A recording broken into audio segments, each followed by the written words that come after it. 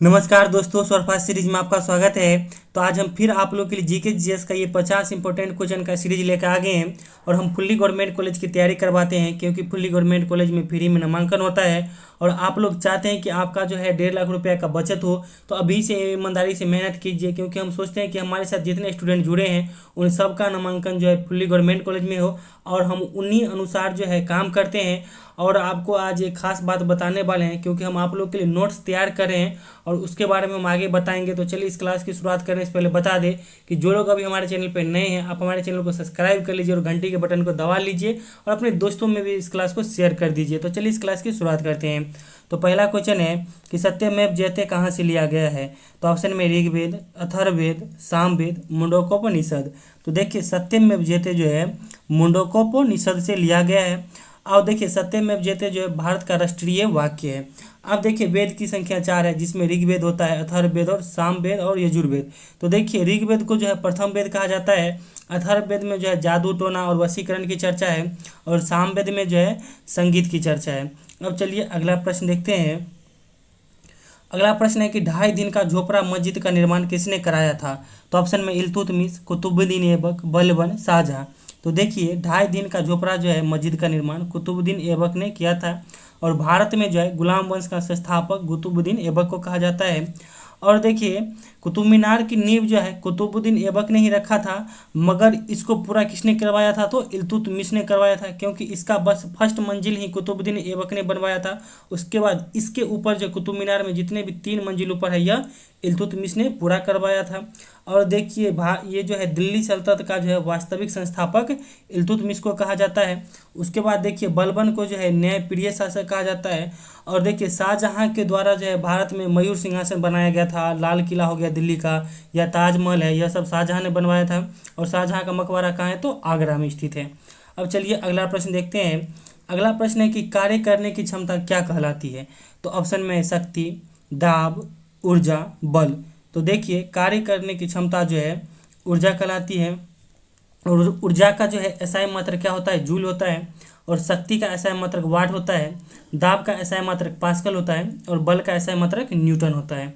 अब चलिए अगला प्रश्न देखते हैं। अगला प्रश्न है कि बंद अर्थव्यवस्था से आप क्या समझते हैं। तो ऑप्शन में निर्यात बंद, आयात निर्यात बंद, आयात बंद, नियंत्रित पूंजी। तो देखिए बंद अर्थव्यवस्था से मतलब है कि आयात और निर्यात दोनों बंद, यानी खरीद और बिक्री दोनों बंद हो जाएगा, तो ये बंद अर्थव्यवस्था कहलाएगा। यानी आपका देश किसी देश को ना ही अपना सामान बेच पाएगा, यानी निर्यात नहीं करेगा, ना ही किसी देश से वहाँ से मतलब सामान खरीद पाएगा, ना ही आयात कर पाएगा। तो वह जो है बंद अर्थव्यवस्था का उदाहरण है, क्योंकि इसमें जो है विदेशी मुद्रा का आदान प्रदान बंद हो जाता है। अब चलिए अगला प्रश्न देखते हैं। अगला प्रश्न है कि जंतु विज्ञान किसका अध्ययन है। तो ऑप्शन में ऊर्जा का, फलों का, विषाणु का, जानवर का। तो देखिए जंतु विज्ञान जो है जानवर का अध्ययन कहलाता है। अब आपको देखते हैं सभी ऑप्शन में बताते हैं कि देखिए ऊर्जा का अध्ययन जो है ये कहलाता है इनर्जेटिक या ऊर्जा विज्ञान कह सकते हैं। और पोमोलॉजी के तहत फलों का अध्ययन कहा जाता है। और देखिए विषाणु का अध्ययन जो है वायरोलॉजी के अंतर्गत किया जाता है। अब चलिए अगला प्रश्न देखते हैं। अगला प्रश्न है कि भारत के किस राज्य में गरीबों का प्रतिशत सबसे अधिक है। तो ऑप्शन में बिहार, उड़ीसा, छत्तीसगढ़, झारखंड। तो देखिए भारत में जो है सबसे ज़्यादा गरीबी प्रतिशत जो है छत्तीसगढ़ में है। यहाँ की जो है कुल जनसंख्या का 47 यानी 47.9 मतलब कह सकते हैं ना कि आप 48% लगभग जो है समझिए कि आधा प्रतिशत जनसंख्या यहाँ जो है गरीब है, ठीक ना। अब देखिए बिहार के बारे में जानते हैं, यह शिक्षा में सबसे पिछड़ा हुआ राज्य है, ठीक है। और यहाँ का जो है जनसंख्या घनत्व सबसे ज़्यादा यानी बिहार का ही है। और देखिए उड़ीसा, यहाँ जो है कच्ची सड़क के मामला में कह सकते हैं उड़ीसा सबसे आगे है, क्योंकि यहाँ पक्की सड़क की संख्या कम है, सबसे ज़्यादा कच्चा सड़क देखने को मिलेगा। और देखिए उड़ीसा है उतना गरीब नहीं है, यहाँ जो है खनिज संसाधन की दृष्टि से यह बहुत ही अच्छा राज्य है, मगर गरीब राज्य होने के कारण यहाँ उत्पादन बहुत कम हो पाता है। अब देखिए झारखंड भी जो है, जैसे झारखंड का सिंहभूम जिला हो गया, यह सब क्या है आपको खनिज संसाधन के लिए बहुत ही महत्वपूर्ण क्षेत्र है। अब चलिए अगला प्रश्न देखते हैं। अगला प्रश्न है कि किसी राज्य का उच्चतम विधि अधिकारी होता है। तो ऑप्शन में अटॉर्नी जनरल, एडवोकेट जनरल, राज्यपाल, मुख्यमंत्री। तो देखिए किसी राज्य का जो है उच्चतम विधि अधिकारी एडवोकेट जनरल यानी महाधिवक्ता होता है। और केंद्र सरकार को जो है उच्चतम विधि अधिकारी जो है अटॉर्नी जनरल यानी महान्यायवादी होता है। और देखिए राज्यपाल जो है राज्य में राष्ट्रपति का जो है उसका क्या कहते हैं प्रतिनिधि होता है। और मुख्यमंत्री जो है आपको राज्य में जो है वास्तविक कार्यपालक कहलाता है। तो चलिए अगला प्रश्न देखते हैं। अगला प्रश्न है कि पीसी कल्चर किससे संबंधित है? तो ऑप्शन में मधुमक्खी पालन, रेशम उत्पादन, मछली पालन, कोई नहीं। तो देखिए पीसी कल्चर जो है किससे संबंधित है? तो मछली पालन से संबंधित है। एपी कल्चर मधुमक्खी पालन से संबंधित है और सेरी कल्चर जो है रेशम उत्पादन से संबंधित है। अब चलिए अगला प्रश्न देखते हैं। अगला प्रश्न है कि पिंक सिटी किस शहर को कहा जाता है? तो ऑप्शन में जयपुर, जोधपुर, लखनऊ, कोलकाता। तो देखिए पिंक सिटी जो है जयपुर को कहा जाता है और ब्लू सिटी जोधपुर को कहा जाता है। और यह दोनों सिटी कहाँ है? राजस्थान में है। और देखिए लखनऊ जो है नवाबों का शहर कहा जाता है और लखनऊ जो है आपको उत्तर प्रदेश की राजधानी है। और जयपुर भी जो है राजस्थान की राजधानी है। कोलकाता को जो है महलों का शहर कहा जाता है और यह पश्चिम बंगाल की राजधानी है। अब चलिए अगला प्रश्न देखते हैं। अगला प्रश्न है कि झींगा मछली उत्पादन के लिए कौन सा झील प्रसिद्ध है? तो ऑप्शन में वुलर झील, लोकटक झील, चिल्का झील, लोनार झील। तो देखिए झींगा मछली उत्पादन के लिए जो है चिल्का झील प्रसिद्ध है और यह एक लेगून झील है और यह उड़ीसा में स्थित है। और वुलर झील जो है देखिए आपको यह मीठे पानी की सबसे बड़ी झील है भारत में, यह जम्मू कश्मीर में है। लोकटक झील जो है मणिपुर में है और इस झील में जो है तैरता हुआ पार्क है जिसका नाम है केबुल लामजाओ पार्क। और लोनार झील जो है महाराष्ट्र में है और यह उल्का पिंड के गिरने से बना हुआ झील है। अब चलिए अगला प्रश्न देखते हैं। अगला प्रश्न है कि विश्व में सर्वाधिक लवणता पाई जाती है? तो ऑप्शन में मृत सागर में, वान झील में, हिंद महासागर में, प्रशांत महासागर में। तो देखिए विश्व में सर्वाधिक लवणता जो है वान झील में पाया जाता है और भारत में सबसे ज़्यादा जो है सांभर झील राजस्थान में जो है लवणता पाई जाती है। अब चलिए अगला प्रश्न देखते हैं। अगला प्रश्न है कि वायु निम्नलिखित में से क्या है? तो ऑप्शन में तत्व, यौगिक, मिश्रण, कोई नहीं। तो देखिए वायु निम्नलिखित में से जो है मिश्रण है क्योंकि देखिए वायु में जो है hydrogen, nitrogen, carbon dioxide, oxygen बहुत सारे गैसों का मिश्रण होता है। और देखिए वायुमंडल में सबसे ज़्यादा नाइट्रोजन 78% पाया जाता है। और उसके बाद देखिए 21% जो ऑक्सीजन है, हाइड्रोजन जो है 0.001% पाया जाता है और ये कार्बन डाइऑक्साइड जो है 0.03% पाया जाता है। अब चलिए अगला प्रश्न देखते हैं। अगला प्रश्न है कि निम्नलिखित में से कौन सी खरीफ फसल है? तो ऑप्शन में सरसों, चावल, गेहूं, जौ। तो देखिए इसमें से जो है खरीफ फसल कौन है? तो आपको चावल है। अब देखिए खरीफ फसल में कौन कौन आता है वो देख लेते हैं। जैसे चावल हो गया, मक्का हो गया, ज्वार हो गया, बाजरा, मूंगफली, गन्ना, यह सब जो है खरीफ फसल है। उसके बाद देखिए रबी फसल जैसे गेहूं हो गया, जौ हो गया, चना, सरसों, यह सब जो है रबी की फसल है। यानी ऑप्शन में जितने हैं सरसों, गेहूं और जौ, यह जो है रबी की फसल है। अब चलिए अगला प्रश्न देखते हैं। अगला प्रश्न है कि निम्न में से किसकी कमी के कारण रिकेट्स बीमारी होता है? तो ऑप्शन है vitamin D, vitamin A, vitamin B, vitamin C. तो देखिए रिकेट्स बीमारी जो है विटामिन डी की कमी के कारण होता है और इसमें क्या होता है ना कि हड्डी कमजोर हो जाता है। और विटामिन ए की कमी से रतौंधी होता है और यह आँख संबंधित बीमारी है। और विटामिन बी के कारण होता है बेरी बेरी होता है। और विटामिन सी के कारण क्या होता है? स्कॉर्बिक बीमारी होता है। यानी इसमें क्या होता है ना कि आपका मसूड़ा का फूल जाना, मसूड़ा से ब्लड आना, या देखिए घाव जल्दी यानी घाव हो जाता है तो घाव का ठीक नहीं होना। यानी देखिए विटामिन सी का ये भी काम है कि घाव भरने का वो काम करता है। यानी जिसके शरीर में अगर विटामिन सी की अच्छी खासा मात्रा है, अगर उनको घाव हो जाए तो वो घाव अपने आप जल्दी ही भर जाता है। अब चलिए अगला प्रश्न देखते हैं। अगला प्रश्न है कि वर्ष 1919 में जलियांवाला बाग हत्याकांड कहाँ हुआ था? तो ऑप्शन में गोरखपुर, अमृतसर, मेरठ, चंपारण। तो देखिए 1919 में जो है जलियांवाला बाग हत्याकांड कहाँ हुआ था? तो पंजाब के अमृतसर में हुआ था। अब देखिए गोरखपुर में जो चोरा चोरी हत्याकांड हुआ था। उसके बाद देखिए मेरठ जो है 1857 की क्रांति का पहला यह केंद्र था और यहीं से जो है मेरठ से ही 1857 की क्रांति की शुरुआत हुई थी। और चंपारण आंदोलन आप जानते हैं कि हमारे बिहार से संबंधित है और 1917 में चंपारण आंदोलन हुआ था गांधी जी के नेतृत्व में। अब चलिए अगला प्रश्न देखते हैं। अगला प्रश्न है कि पंचतंत्र के रचनाकार कौन है? तो ऑप्शन में कालिदास, वेद व्यास, विष्णु शर्मा, तुलसीदास। तो देखिए पंचतंत्र के जो रचनाकार विष्णु शर्मा है। अब देखिए कालिदास के द्वारा लिखा गया पुस्तक जैसे अभिज्ञान शाकुंतलम हो गया, ऋतुसंहारम हो गया, मेघदूतम हो गया, यह सब कालिदास के द्वारा लिखा गया पुस्तक है।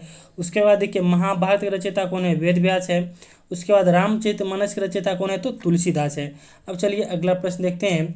अगला प्रश्न है कि परमाणु बम किस सिद्धांत पर कार्य करता है। तो ऑप्शन में नाभिकीय संलयन, नाभिकीय विखंडन, भौतिक अभिक्रिया, कोई नहीं। तो देखिए परमाणु बम जो है किस पर कार्य करता है, नाभिकीय विखंडन पर, और ये हाइड्रोजन बम जो है नाभिकीय संलयन पर कार्य करता है। और देखिए सूर्य से जो हमें प्रकाश मिलती है वह जो ऊर्जा कैसे उत्पन्न होता है, तो नाभिकीय संलयन के ही द्वारा उत्पन्न होता है। अब चलिए अगला प्रश्न देखते हैं। अगला प्रश्न है कि पीलिया रोग किसे प्रभावित करता है। तो ऑप्शन में हृदय, तंत्रिका तंत्र, यकृत, फेफड़ा। तो देखिए पीलिया रोग जो है किसे प्रभावित करता है, तो यकृत यानी लीवर को, यानी पीलिया को इंग्लिश में जॉन्डिस भी कहा जाता है। आप सुने होंगे कि जॉन्डिस हो गया, हेपाटाइटिस ए, हेपाटाइटिस बी, तो यह पीलिया रोग से संबंधित है। अब देखिए हृदय, यदि किसी के शरीर में कोलेस्ट्रॉल की मात्रा बढ़ जाता है, यानी हृदय तक जाने वाले धमनी जो भी होते हैं रक्त की जाने वाले, उसमें अगर वसा की मात्रा बढ़ जाता है तो उनको जो है हृदय घात होने की संभावना रहती है। उसके बाद देखिए पोलियो रोग में जो है तंत्रिका तंत्र प्रभावित होता है। इसमें क्या होता है ना कि शरीर में लकवा मार देता है। उसके बाद देखिए खांसी संबंधित कोई भी बीमारी जैसे टीबी हो गया, दम्मा हो गया, खसरा हो गया, इससे जो है फेफड़ा प्रभावित होता है, चाहे निमोनिया हो गया, इस सभी से फेफड़ा प्रभावित होता है। अब चलिए अगला प्रश्न देखते हैं। अगला प्रश्न है कि कपास उत्पादन के लिए कौन सी मिट्टी उपयुक्त है। तो ऑप्शन में काली मिट्टी, लेटराइट मिट्टी, बलुई मिट्टी, कोई नहीं। तो देखिए कपास उत्पादन के लिए जो है सबसे उपयुक्त मिट्टी कौन है, तो काली मिट्टी है, और काली मिट्टी को रेगुर मिट्टी भी कहते हैं। और देखिए अभी वर्तमान में जो है कपास उत्पादन में सबसे पहला राज्य कौन बन गया है, महाराष्ट्र। इससे पहले गुजरात था, मगर वर्तमान में जो है गुजरात को पीछे छोड़ते हुए महाराष्ट्र पहला स्थान पर आ गया है, और काली मिट्टी सबसे ज़्यादा महाराष्ट्र राज्य में ही पाई जाती है। अब चलिए अगला प्रश्न देखते हैं। अगला प्रश्न है कि नोबेल पुरस्कार विजेता प्रथम भारतीय है। तो ऑप्शन में CV Raman, Rabindranath Tagore, Amartya Sen, mother Teresa. तो देखिए नोबेल पुरस्कार विजेता प्रथम भारतीय रविंद्रनाथ टैगोर थे। इन्हें जो है साहित्य के क्षेत्र में नोबेल पुरस्कार मिला था। उसके बाद देखिए मदर टेरेसा जो है पहली भारतीय महिला थी। इन्हें जो है शांति के क्षेत्र में, ठीक है, पहला नोबेल पुरस्कार जो है 1979 में मिला था। उसके बाद देखिए अमर्त्य सेन को जो है अर्थशास्त्र के जो है नोबेल पुरस्कार 1998 में मिला था। उसके बाद सीवी रमन को जो है 1930 में भौतिकी का नोबेल पुरस्कार मिला था, यानी प्रकाश का परिकिरण खोज के लिए। अब चलिए अगला प्रश्न देखते हैं। अगला प्रश्न है कि भारत के राष्ट्रीय प्रतीक चिन्ह में कितने शेर दिखाई देते हैं। तो ऑप्शन में 1, 2, 3, 4। तो देखिए भारत के राष्ट्रीय प्रतीक चिन्ह में जो कितने शेर दिखाई देते हैं, 3 शेर दिखाई देते हैं। और भारत के राष्ट्रीय झंडा में जो है उसमें जो तिल्ली की संख्या अगर पूछे तो 24 है, और उसके लंबाई और चौड़ाई का अनुपात जो है 3:2 है। अब चलिए अगला प्रश्न देखते हैं। अगला प्रश्न है कि सोडियम धातु को किस में रखा जाता है। तो ऑप्शन में पानी, मिट्टी का तेल, HCl, अल्कोहल। तो देखिए सोडियम धातु को जो है कहाँ रखा जाता है, तो मिट्टी के तेल में। आप लोग देखिए बिहार बोर्ड यानी मैट्रिक के सिलेबस में पढ़े होंगे, ऐसे अब तो सिलेबस शायद बदल गया होगा या होगा भी कि नहीं। तो जब हम लोग पढ़े थे उस समय जो है पढ़े थे मैट्रिक क्लास में ही था कि सोडियम धातु को जो मिट्टी के तेल में रखा जाता है, और इसको मिट्टी के तेल से बाहर निकालिएगा तो अपने आप जो है इसमें आग पकड़ लेता है। और देखिए फास्फोरस को जो है पानी में रखा जाता है, और पानी के ऊपर लाइएगा फास्फोरस को तो उसमें भी आग लग जाता है। और देखिए HCl जो है यह पाचक रस का काम करता है, और हमारे शरीर में भी अमाशय के द्वारा यह HCl हाइड्रोक्लोरिक अम्ल निकलता है। और अल्कोहल पीने से किस पे प्रभाव पड़ता है शरीर में, तो लीवर पे सबसे ज़्यादा प्रभाव पड़ता है। अब अगला प्रश्न है कि ऑपरेशन फ्लड कार्यक्रम का प्रारंभ कब हुआ था। तो ऑप्शन में 1957, 1970, 1975, 1985। तो देखिए ऑपरेशन फ्लड कार्यक्रम का शुरुआत जो 1970 में हुआ था, और यह कार्यक्रम जो है दुग्ध उत्पादन से संबंधित है, यानी दूध को बढ़ावा देने के लिए ऑपरेशन फ्लड कार्यक्रम चलाया गया था। अब अगला प्रश्न है कि भारतीय संविधान को किसने बनाया। तो ऑप्शन में भारत संविधान सभा, ब्रिटिश संसद, भारतीय संसद, कोई नहीं। तो देखिए भारतीय संविधान को जो है संविधान सभा के द्वारा बनाया गया था, और संविधान सभा के पहला अस्थायी अध्यक्ष थे डॉक्टर सच्चिदानंद सिन्हा, और पहला अस्थायी अध्यक्ष थे डॉक्टर राजेंद्र प्रसाद। अब चलिए अगला प्रश्न देखते हैं। अगला प्रश्न है कि बाणभट्ट किस सम्राट के राज दरबारी कवि थे। तो ऑप्शन में विक्रमादित्य, कुमारगुप्त, हर्षवर्धन, चंद्रगुप्त मौर्य। तो देखिए बाणभट्ट जो है हर्षवर्धन के राज दरबारी कवि थे, और हर्षचरित के लेखक भी जो है बाणभट्ट है। अब सभी ऑप्शन को देख लेते हैं। देखिए मौर्य वंश के संस्थापक कौन थे, तो चंद्रगुप्त मौर्य थे। और आपको बताते हैं कि देखिए चंद्रगुप्त मौर्य, ये चंद्रगुप्त प्रथम को जो है विक्रमादित्य भी कहा जाता था, क्योंकि उन्होंने जो है विक्रमादित्य की उपाधि धारण कर ली थी। यानी गुप्त वंश का जो है वास्तविक शासक आप विक्रमादित्य यानी चंद्रगुप्त प्रथम को कह सकते हैं। और कुमार गुप्त जो है गुप्त वंश के शासक, इन्होंने जो है नालंदा विश्वविद्यालय की नींव रखी थी। अब चलिए अगला प्रश्न देखते हैं। अगला प्रश्न है कि कंप्यूटर में आईसी का क्या अर्थ है। यहाँ देखिए नहीं लिखा गया है, टाइपिंग मिस्टेक है, यानी क्या अर्थ है। तो ऑप्शन में integrated code, integrated circuit, information circuit और इंटरनल सर्किट। तो देखिए आईसी का फुल फॉर्म होता है इंटीग्रेटेड सर्किट। आप जब कभी मोबाइल ठीक कराने जाते होंगे तो देखिए दुकान वाला अगर आईसी नहीं खराब भी रहता है तो क्या कहता है ना, गांव सब के महिला अगर मार्केट जाती है तो कहता है कि आईसी उड़ गया, यानी पानी में अगर कोई मोबाइल डूब जाता है तो कहता है कि आपका आईसी उड़ गया, यानी इंटीग्रेटेड सर्किट जो है खत्म हो गया है। अब चलिए अगला प्रश्न देखते हैं। अगला प्रश्न है कि निम्न में किस फसल को जल भराव की आवश्यकता होती है। तो ऑप्शन में चाय, कॉफ़ी, चावल, गन्ना। तो देखिए सबसे ज़्यादा जल भराव की आवश्यकता जो है किसको होती है, ये चावल को होती है, ठीक है, चावल को। और चावल सबसे ज़्यादा कहाँ उत्पादन होता है, तो पश्चिम बंगाल में होता है। अब आपको बताते हैं कि देखिए चाय को जो है 150 सेंटीमीटर वर्षा की आवश्यकता होती है, मगर यह जो है ढलान भूमि पर होना चाहिए और बस वर्षा पड़ के जो है यहाँ से इनके खेत से जो है चाय के खेत से पानी निकल जाना चाहिए। और देखिए काफ़ी उत्पादन सबसे ज़्यादा कहाँ होता है, कर्नाटक में होता है। और काफ़ी में क्या पाया जाता है, कैफीन पाया जाता है, और चाय में भी कैफीन पाया जाता है। और चाय उत्पादन में कौन सा राज्य सबसे आगे है, तो असम है। और गन्ना उत्पादन में देखिए सबसे ज़्यादा आगे राज्य कौन है, तो उत्तर प्रदेश है। अब अगला प्रश्न है कि हवाई जहाज प्रायः कहाँ उड़ते हैं। तो ऑप्शन में आयन मंडल, समताप मंडल, क्षोभ मंडल, मध्य मंडल।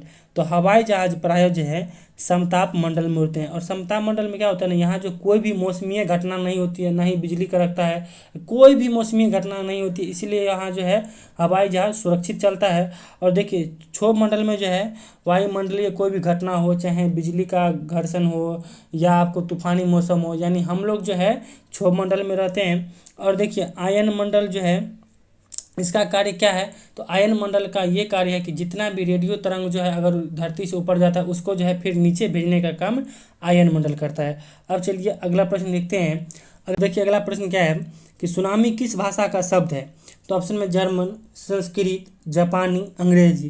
तो देखिए सुनामी जो है जापानी भाषा का शब्द है और सबसे ज़्यादा सुनामी कहाँ आता है या सबसे ज़्यादा भूकंप जो है जापान में ही आता है। और देखिए सुनामी जो है आपको ज्वालामुखी फटने के कारण भी आता है समुद्र में, या भूकंप के कारण भी जो है सुनामी आ जाता है। अब चलिए अगला प्रश्न देखते हैं। अगला प्रश्न है किसे प्रकृति का सुरक्षा बल्ब कहा जाता है। तो ऑप्शन में भूकंप, ओजोन गैस, ज्वालामुखी, जल। तो देखिए प्रकृति का सुरक्षा बल्ब जो है ज्वालामुखी को कहा जाता है। यानी देखिए ज्वालामुखी कहीं फटता है तो धरती के अंदर जो भी विनाशकारी गैस रहता है या कोई भी लावा रहता है तो इसी ज्वालामुखी के कारण जो है फट के बाहर निकल जाता है और वो फिर शांत हो जाता है। यानी मान लीजिए कि आप ही अपना शरीर में लीजिए, अगर आपको गैस बन गया है, ज़्यादा डकार उकार हो रहा है या फिर अपच खाना खा लिए हैं, या तो उल्टी हो जाएगा तो फिर आपका मन शांत हो जाएगा, या फिर गैस का टेबलेट खा लीजिए, आप उसे शांत करा लीजिए, या फिर गैस निकल जाता है तो फिर मन शांत हो जाता है। यही होता है ज्वालामुखी। यानी पृथ्वी के गर्भ में जब तक ये ज्वालामुखी गैस या लावा रहता है तो पृथ्वी को जो है भूकंप का संभावना ज़्यादा रहता है। जब ये अगर ये पृथ्वी पर आ गया फट के तो भूकंप की संभावना बहुत कम होती है। अब देखिए आप जानते हैं कि भूकंप को जो किससे मापा जाता है, सिस्मोग्राफ से, ओजोन गैस, ठीक है। अब देखिए ओजोन गैस, ओजोन परत पर जो ओजोन गैस पाया जाता है। और देखिए इसका काम क्या है कि अल्ट्रा वायलेट रे यानी जो है पराबैंगनी किरण को जो ये रोकता है, क्योंकि पराबैंगनी किरण से जितने भी जीव जीवाणु उसमें जो है त्वचा का कैंसर होता है। अब चलिए अगला प्रश्न देखते हैं। अगला प्रश्न है कि निम्न में से किस राज्य की राज्य भाषा अंग्रेजी है। तो ऑप्शन में उत्तराखंड, महाराष्ट्र, पंजाब, नागालैंड। तो देखिए नागालैंड की जो है राज्य भाषा अंग्रेजी है। अब सभी ऑप्शन को देखते हैं। उत्तराखंड की राज्य भाषा जो है हिंदी है और यहाँ की दूसरी राज्य भाषा कौन है, तो संस्कृत है, ठीक है। अब देखिए महाराष्ट्र की राज्य भाषा मराठी है और पंजाब की राज्य भाषा जो है पंजाबी है। अब अगला प्रश्न है कि निर्वाचन आयोग किस अनुच्छेद में है। तो ऑप्शन में अनुच्छेद 32, अनुच्छेद 324, अनुच्छेद 214 और अनुच्छेद 124। तो देखिए निर्वाचन आयोग जो है अनुच्छेद 324 में है। और सभी ऑप्शन को देखते हैं। देखिए अनुच्छेद 32 में जो है संवैधानिक उपचारों का अधिकार है, और अनुच्छेद 214 में जो हाई कोर्ट की बात की गई है, और अनुच्छेद 124 में जो है सुप्रीम कोर्ट की बात कही गई है। अब चलिए अगला प्रश्न देखते हैं। अगला प्रश्न है कि निम्नलिखित में कौन एक तारा है। तो ऑप्शन में मंगल, चंद्रमा, सूर्य, शुक्र। तो देखिए इसमें जो है तारा कौन है, तो सूर्य है। और सूर्य पृथ्वी का सबसे नज़दीक का तारा है। उसके बाद देखिए मंगल हो गया, ये शुक्र हो गया, ये दोनों क्या है, ग्रह है। इसे लाल ग्रह कहते हैं मंगल को। और शुक्र को जो है सुबह का तारा या शाम का तारा कहा जाता है, या वीनस की देवी भी कहते हैं। और चंद्रमा क्या है, पृथ्वी का एकमात्र उपग्रह है। अब चलिए अगला प्रश्न देखते हैं। अगला प्रश्न है कि रीढ़ को दूसरे किस नाम से जाना जाता है, तो ऑप्शन में फीमर, वृक्ष, मेरुदंड, नन। तो देखिए रीढ़ को जो है क्या कहा जाता है, मेरुदंड कहा जाता है। और आपको बताते हैं कि इसी रीढ़ के अंदर जो है मेरुदंड में अस्थिमज्जा होता है, और उस अस्थिमज्जा में जो है रक्त का निर्माण होता है। और देखिए फीमर जो है शरीर की सबसे बड़ी हड्डी जो कि जांघ की हड्डी होती है, और स्टेपिस जो है सबसे छोटी हड्डी जो कि मध्य कर्ण की हड्डी होती है। अब चलिए अगला प्रश्न देखते हैं। अगला प्रश्न है कि मत देने का अधिकार होता है, तो ऑप्शन में राजनीतिक अधिकार, नागरिक अधिकार, आर्थिक अधिकार, कानूनी अधिकार। तो देखिए मत देने का अधिकार जो है नागरिक अधिकार होता है, और मत देने की न्यूनतम आयु कितनी है, तो 18 वर्ष है वर्तमान में। अब चलिए अगला प्रश्न देखते हैं। अगला प्रश्न है कि डांडिया लोक नृत्य किस राज्य का है, तो ऑप्शन में गुजरात, कर्नाटक, केरल, असम। तो देखिए डांडिया लोक नृत्य कहाँ का है, गुजरात का है। यक्षगान जो है नृत्य कहाँ का है, कर्नाटक का है। कथकली नृत्य कहाँ का है, केरल का है। और बिहू जो है असम का नृत्य है। अब चलिए अगला प्रश्न देखते हैं। अगला प्रश्न है कि किसको आरबीसी का कब्रिस्तान कहा जाता है, तो ऑप्शन में यकृत, अस्थिमज्जा, पलिया, पित्ताशय। तो देखिए आरबीसी यानी रेड ब्लड कॉर्पस्कल्स का जो है कब्रिस्तान पलिया कहा जाता है। और देखिए बच्चा जब माँ के गर्भ में रहता है तब जो है रक्त का निर्माण यकृत यानी लीवर में होता है। और जैसे हम लोग वयस्क मानव हो गया, जब बच्चा धरती पर आ गया तब जो है रक्त का निर्माण जो है अस्थि मज्जा में होता है। और पित्ताशय में जो है पित्त जमा होता है, और पित्त का काम क्या है, वसा का यानी स्त्रीकरण या वसा का पाचन होता है। अब चलिए अगला प्रश्न देखते हैं। अगला प्रश्न है कि दिल्ली किस नदी के किनारे स्थित है, तो ऑप्शन में यमुना, गंगा, हुगली, ताप्ती। तो देखिए दिल्ली जो है यमुना नदी के किनारे स्थित है। अब सभी ऑप्शन को देख लेते हैं। अब देखिए गंगा नदी के किनारे जो है पटना हो गया, वाराणसी, कानपुर, यह सब जो है गंगा नदी के किनारे स्थित है। उसके बाद देखिए कोलकाता जो है हुगली नदी के किनारे स्थित है। सूरत जो है ताप्ती नदी के किनारे स्थित है। अब अगला प्रश्न है कि असहयोग आंदोलन कब शुरू हुआ था, तो ऑप्शन में 1905, 1917, 1919, 1920। तो देखिए असहयोग आंदोलन कब शुरू हुआ था, तो 1920 में शुरू हुआ था। 1905 में जो बंगाल विभाजन हुआ था, और बंगाल विभाजन किसके समय में हुआ था, तो लॉर्ड कर्जन के द्वारा जो है 16 अक्टूबर 1905 को हुआ था। और देखिए 1917 में जो है बिहार में चंपारण आंदोलन हुआ था। और 1919 में जो है जलियांवाला बाग हत्याकांड 13 अप्रैल 1919 को हुआ था। अब देखिए आपको क्या बताने वाले थे, इंपॉर्टेंट बात, हम आप लोग के लिए जो है नोट्स तैयार करें, ठीक है। और देखिए उस नोट्स के लिए जो है हम आप लोग को व्हाट्सएप नंबर जारी करेंगे और जीके जीएस का देंगे। क्योंकि देखिए हम बताते हैं पिछले बार जितने भी हम क्लास दिए थे बिहार बीएड का 2021 में, उसमें हूबहू जितना हम क्लास दिए थे, लगभग 40-50 क्लास दिए थे, उसमें जो है 30 क्वेश्चन हूबहू हमारे सेट से जो है मिला था। प्रैक्टिस सेट हम दिए थे उस समय। और इस बार जो है आपको जीके जीएस का, हिंदी का और टीचिंग एप्टीट्यूड का, और देखिए टीचिंग एप्टीट्यूड का ऐसा हम नोट्स देंगे आप सोचे नहीं होंगे, खतरनाक रहेगा, आप लोग के एग्जाम के लिए बहुत बड़ा घातक हथियार साबित होगा। और देखिए उसके लिए जो है मिनिमम से मिनिमम फी आप लोग को जो देना होगा वही दीजिएगा। हम कोई डिमांड नहीं करेंगे, और जिनको पैसा नहीं रहेगा वो भी नहीं दीजिएगा, हम उनको भी देंगे। क्योंकि देखिए क्या होता है ना कि हम भी यहाँ मान लीजिए पटना में रहते हैं, खर्च है, या फिर मेरे साथ एक लड़का रहता है उसको भी पैसा देना पड़ता है, यानी मान लीजिए फिर टाइपिंग कराएंगे, स्कैनिंग है, बहुत सारा बात हो जाता है ना। तो इसलिए जिनको संभव हो पाए मिनिमम से मिनिमम रखेंगे। और आप लोग से पूछ के आप बोलिएगा 10 रुपया तो 10 रुपये, 20 तो 20, पूरा मिनिमम से मिनिमम आप लोग के अनुसार ही ये किया जाएगा। अगर आप लोग कह देंगे कि सर फ्री में दीजिए तो हम पूरा फ्री में ही कर देंगे, ठीक है। मगर देखिए हम इसलिए कहते हैं ना कि अगर आपसे हम 2 रुपया पकड़ लेंगे तो हम भी सिंसियर रहेंगे आपके काम को लेकर। नहीं तो क्या होता है ना कि फ्री वाला काम क्या होता है ना कि हम मान लीजिए एक विषय में मेहनत किए, फिर मन अलसिया गया, तो यही चीज़ होता है। तो हम आप लोग के लिए मेहनत करना चाहेंगे, और थोड़ा जो भी खर्च होगा मान लीजिए उसके लिए थोड़ा चाहेंगे कि आप लोग थोड़ा मदद कर देंगे। क्योंकि मेरे साथ भी मान लीजिए स्टाफ रहता है, उसको मतलब कुछ पैसा देना रहता है, फिर उसको खाना पीना, बहुत सारा ऐसा बात रहता है, आपको क्या बताए, ठीक है।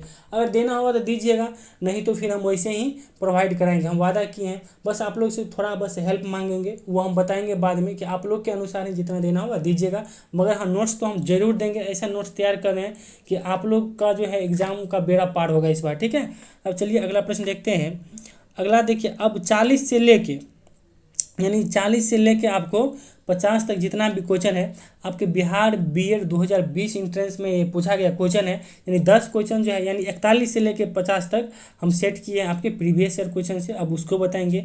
तो देखिए यानी अब अगला क्वेश्चन है कि भारत का वित्तीय वर्ष प्रारंभ होता है। तो ऑप्शन में 1 जनवरी, 1 मार्च, 1 अप्रैल, 1 दिसंबर। तो देखिए भारत का वित्तीय वर्ष जो है 1 अप्रैल से प्रारंभ होता है।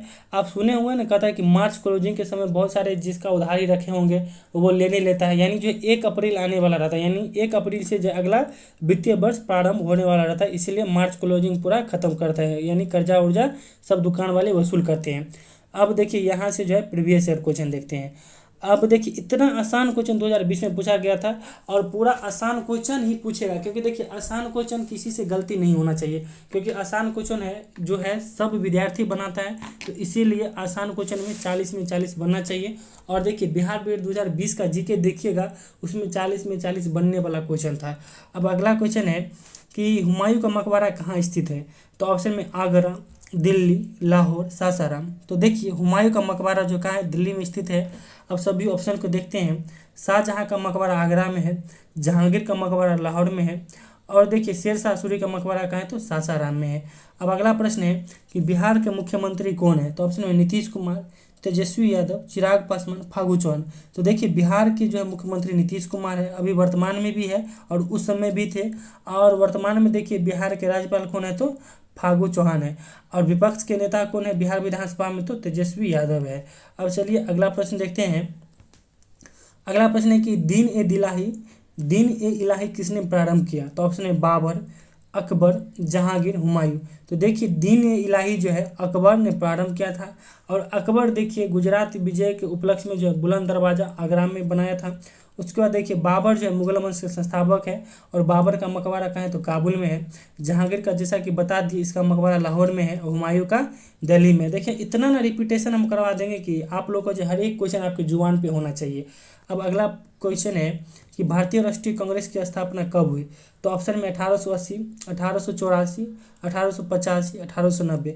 तो देखिए भारतीय राष्ट्रीय कांग्रेस की स्थापना जो है ए.ओ. ह्यूम के द्वारा 1885 में की गई थी। अब अगला प्रश्न है कि कौन सा वेद प्रथम है। तो ऑप्शन में ऋग्वेद, यजुर्वेद, सामवेद, अथर्ववेद। तो देखिए सबसे पहला वेद कौन है, तो ऋग्वेद है, और ऋग्वेद से ही गायत्री मंत्र लिया गया है। और आपको देखिए यजुर्वेद में जो कर्म कांड की बात की गई है, सामवेद में संगीत की चर्चा है, और अथर्ववेद में जो जादू टोना या वशीकरण की चर्चा है। अब अगला प्रश्न है कि महावीर का जन्म कहाँ हुआ था। तो ऑप्शन में कपिल वस्तु, वैशाली, कुंडग्राम, लुम्बिनी। तो देखिए महावीर का जन्म कहाँ हुआ था, तो कुंडग्राम के वैशाली जिला में हुआ था। अब देखिए यहाँ जो है वैशाली भी है, मगर वैशाली के जो है कुंडग्राम यानी स्पेशल जगह जो गांव है वहाँ हुआ था। अब देखिए लुम्बिनी में जो है भगवान बुद्ध का जन्म हुआ था, यानी लुम्बिनी वर्तमान में कहाँ है, ये नेपाल में है। अब अगला प्रश्न है कि बंगाल विभाजन कब हुआ था। तो ऑप्शन में 1904, 1905, 1906, 1907। तो देखिए बंगाल विभाजन कब हुआ था, तो 1905 में हुआ था, जैसा कि ऊपर बताई भी थी कि 16 अक्टूबर 1905 को जो है लॉर्ड कर्जन के द्वारा बंगाल विभाजन किया गया था।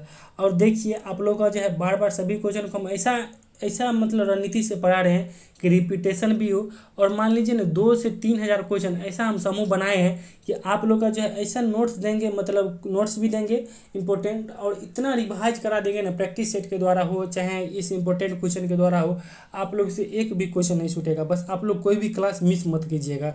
अब अगला प्रश्न है कि पटना किस नदी के किनारे स्थित है। तो ऑप्शन में गंडक, घाघरा, गंगा, कोसी। तो देखिए पटना किस नदी के किनारे स्थित है, तो गंगा नदी के किनारे स्थित है। और देखिए गंगा नदी का जो उद्गम स्थल होता है गंगोत्री ग्लेशियर से इसका उद्गम है। और कोसी नदी को जानते हैं कि बिहार का शोक कहा जाता है, और सबसे ज़्यादा मार्ग ये परिवर्तन करने वाली नदी भी जो है कोसी नदी है। अब अगला क्वेश्चन है कि मिजोरम की राजधानी कहाँ है। तो ऑप्शन में ऐजोल, भोपाल, लखनऊ, ईटानगर। तो देखिए मिजोरम की राजधानी जो ऐजोल है। उसके बाद देखिए मध्य प्रदेश की राजधानी भोपाल है, उत्तर प्रदेश की राजधानी लखनऊ, और अरुणाचल प्रदेश की राजधानी ईटानगर। आप देख ही लिए ना कि कितना आसान क्वेश्चन, बस इसी तरह का आसान क्वेश्चन पूछा गया था। और 40 में अगर कोई सबसे ज़्यादा अगर भारी क्वेश्चन था तो वो भी हम इंक्लूड कर दिए। ये 50 नंबर क्वेश्चन है।